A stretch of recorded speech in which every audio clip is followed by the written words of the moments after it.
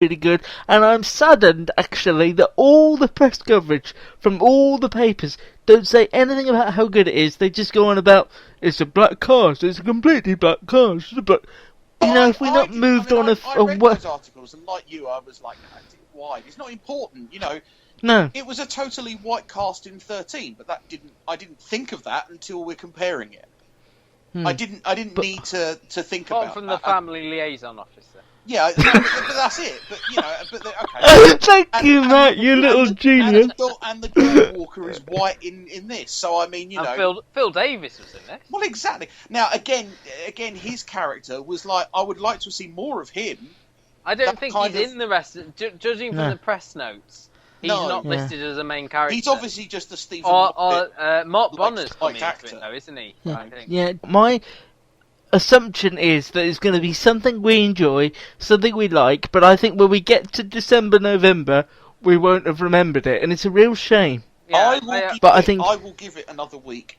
Right, let's give it another week. Well, something I know we all enjoyed was the second episode of Line of Duty. I didn't just enjoy it, I screamed. It ourselves. After last week saying, oh no, Danny Mays has to come back, he's not dying, they haven't killed him off. He's dead. And then going, well, I'd like to see Keely Hawes back. Keely Hawes was in it, and then she was. Because I obviously edited that podcast and had seen the second Line of Duty by the time I came to cut it all together, and I was like, I can't cut all this out, but we sound like complete idiots. Because we're going, well, there's no chance of Keely Hawes coming back, and of course Daniel Mays will be coming back. He's probably going to be in a coma. No, I think what we certainly, my opinion was, it would be good for the series if Daniel Mays wasn't dead, and then I think we said it would be good in the next series if they could bring back Keely. Yeah, we did say it the next. We didn't envisage it being such a big surprise. Well, if there's anyone who is the main character now, then it is Arsha Ali is sort of taking over that role. He's the being manipulated by. Is it Craig Parkinson on the other end? It's Craig Parkinson on the other end of the phone, yeah. Yeah, so he used to send me little messages on the side. He doesn't do that anymore. But basically, we got back to the fact that Craig Parkinson's character Dot is a nasty piece of work. He the caddy burnt the list of names. The kill list. That Danny, is it a kill list? I don't know. Well, he killed one person on the I don't know what the kind of. Well, there was the person who, the witness at the start of Series 2, who Keely Hawes was charged with killing, as were the two men that Danny Mays killed in Episode 1. We don't know what significance this list has, but obviously Dot doesn't want it to get out. We also know there's some connection with, like, a football team that these two men were part of. What I would say about this series of Line of Duty is because I was going to recommend this to my sister and her fiance who hadn't seen the first two, because normally it doesn't matter. Is that Gary? Gary's in the kitchen doing a bit of stitching, I think. I'm just putting my gear on, is that alright? No! The Custard TV podcast will return when Gary has put his dinner in the oven. In the meantime, please hold. Gary needs feeding several times a day. Please bear with us and we will be back with you shortly.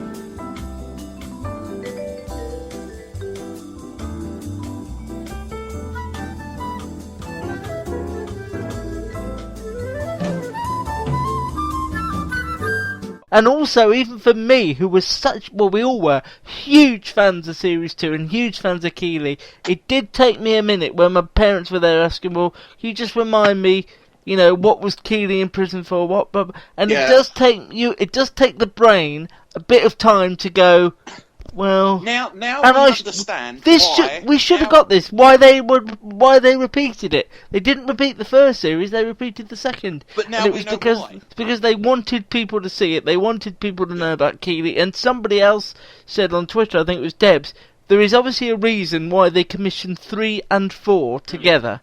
So I reckon there's going to be some overlap in 4 as well. Yeah. And another question I have that somebody asked me on Twitter was, Line of Duty 3 is kind of doing what Broadchurch 2 did with a trial, but we're finding it so much more compelling.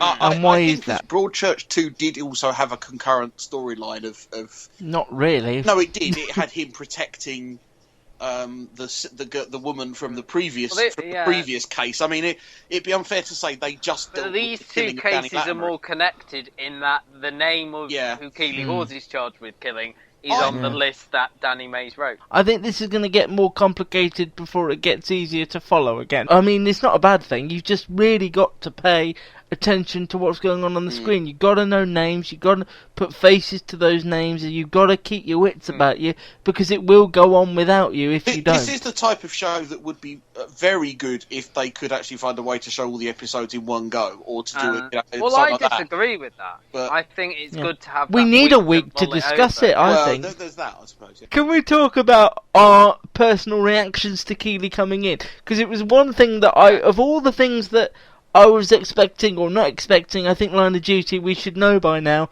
is one of those shows that you can never rule anything out. It wouldn't surprise me if Daniel Mays pops up again, because you could just never rule anything out.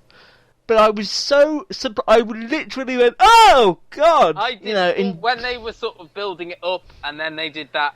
Steve, you're going to have to see her again, and then they did that. It was almost like a Hannibal Lecter thing, wasn't it? It was so friggin' and I just went, yes. Like, yes. I know. Yes, she's back.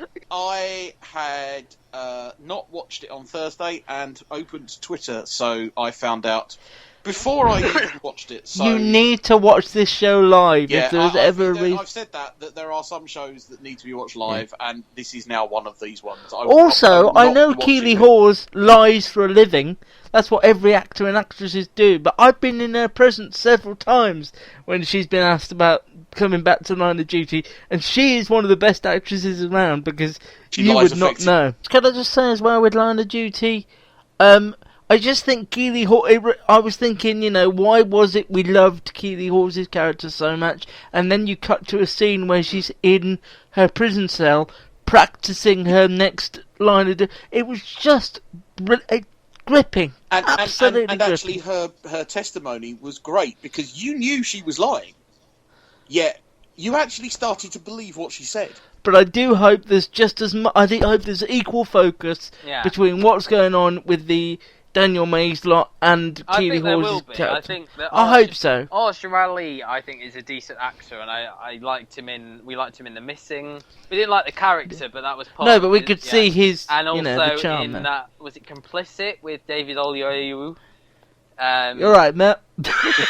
So it's interesting that they're focusing on him, because he was like the quieter one, but as we've gone on, it looks like he's more sinister than we first imagined. Obviously, his strings are being pulled by Dot as well. So I would like to see more of Martin Compton's girlfriend as well, but that's a more of a personal thing. Yeah. Should we end then? Unless anyone saw Sex Box. No. People Next Door. Which Yay! Luke's pick of the week was from Ben Shanahan, who wrote Blackout and Cyberbully. Who's your nan? Shannon. Chanan. Charles. Stop it.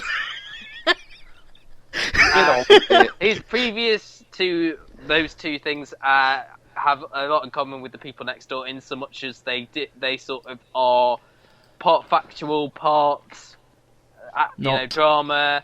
In Cyberbully, that was Maisie Williams on her own in a room with a computer. This was a couple played by Carl Davis, and I can't remember the actress's name. Luke's got it there. Oh, I did have. Bear with me. Joanna somebody? Horton. Bear with me. Joanna Horton. She's from a film called Fish Tank. They moved into this house at the beginning, then almost instantly they could hear the people next door because they were loud, they were a bit chavvy. And as it went on, she was paranoid that they were keeping their youngest child locked up. She thought she could hear smacking. They set up cameras in, firstly, sort of CCTV cameras and stuff like that. And then they took a camera into the neighbour's house, like a nanny cam, which was in Teddy Bear, I believe. The whole thing was done like as a found footage, so all the footage of the couple who, Carl Davis and Joanna Horton's characters was on film, and then you saw it was sort of flash back and forward to like a police interview. The police interview was done on like the camera I really enjoyed this. Again, It was disturbing. Yeah, it was like a horror. It was like another critic, I believe, described it as a bit like Paranormal Activity. I mean, I wouldn't go that far, but you did have that sort of psychological thing. Is like, is she imagining this? You start to think, well, obviously it's happening, and then you think, well, is it paranoia? Yeah. And you think, no, it's happening. No, it's paranoia. Yeah. It shines a light on you because you think, well, what would you do in that situation? Yeah. The fact that it's all filmed in the way you say gives it an amazing, realistic feel that you have to remind yourself almost throughout that it is a piece of drama, not a documentary. But the one criticism I have is that there are bits of it that if you were filming on a phone or whatever, you wouldn't film. But I suppose that's for the sake of the drama. We wouldn't film conversations between you and your friends. I loved the last scene, the sort of final revelation, but at the same time, the fact that they just happened to have a camera filming as they were being shown around the house was a bit of a stretch. That is nitpickery for nitpickery's sake, because it was really, Is it Ian Hollyoaks? Oh, it's Nick Pickard. Because it was really, really, really good. Fantastic. Pick of the week. Go on, Gary. You haven't said anything for a while. Pick of the week, I've just got the document open, is The Five on Sky One. It's next Friday, but I'm using it now. This is written by one of my favourite authors, Harlan Coben, an American writer, and it's a gripping drama following four lifelong friends who are forced to revisit a tragedy from their past. I don't know too much more about it, but I am quite looking forward to it. I think mine and yours will be the same, will it not? Yeah, you do it for me. Scott and Bailey. I thought you were going to pick this. Scott and Bailey, which is the fifth series of document. Fifth. With as Saran Jones, Leslie Sharp. You know the score by now. This is a sort of slightly different in that it's 3 episodes all focusing on the same case. We just love this show, everything about it, and I believe Luke's done an interview with the writer. One more quick one as well, which just to highlight it, because I'm going to try and watch it again because I didn't get very far when watching it online, and that's You're the Worst, which starts tomorrow night on 5 Star. Yes, it's probably the final series of Scott and Bailey, but do you think this is the one we could make Gary watch? I think so, because there's one case. I don't think you need to know that much about the characters if anything, to get into it, and I think it's a case that it's something that you'd get into. I will do it. Yeah, you have bigged this show up for years. I will do it. 9:00 Wednesday. You've developed a sort of liking for Saran Jones's acting since Dr. Foster as well, and I think that's what a lot of people are going to gravitate towards this more than possibly before, because now Saran Jones, I think, is a bigger star off the back of Dr. Foster, and here she is in this other thing. I haven't seen it before. People actually love. Yeah, I mean, what's it up against in Wednesday night? What's on BBC? Got like Secret Britain or something like that. Oh, okay, so there's not anything it's massive. Wednesday tonight. What's on tonight? Yeah, Secret Britain. Yeah, you're quite right. Yeah. Okay, so that is that. So let's just run through them again. The 5 on Friday, Sky 1. That's next Friday, not this Friday, depending on which Friday you're listening to this. Wednesday, Matt and I agree that 9:00 Scott and Bailey, ITV. It's the first ITV drama we will big up this year. Outside of Endeavour. I knew I nearly said it before you. You arse. Okay. Plus, I quite liked Maygrey, so... Gary, anything to end the show this week? You need to have a new ending if we're not doing the quiz anymore. I'll come up with it. I was going to look to see if there were any more shout-outs, but I don't think... Don't make me bring back the singing. I don't think there's any more shout-outs. There's 186, so if I look at this, will it do it in sort of order or not? Well, it tells, because I'm an admin, it tells me when someone's liked the page. If you'd like a big up, or a shout-out... or a big gulp. See how I did that? If you'd like a big up... or a shout-out, then you can join our Facebook group. Facebook.com/TheCustardTV. The Custard TV, sorry. Don't forget the. It's very important. You know how we can end this? Gary... The hard drive. Oh, yeah. Yes. Let's get a hard drive update, ladies. 59%.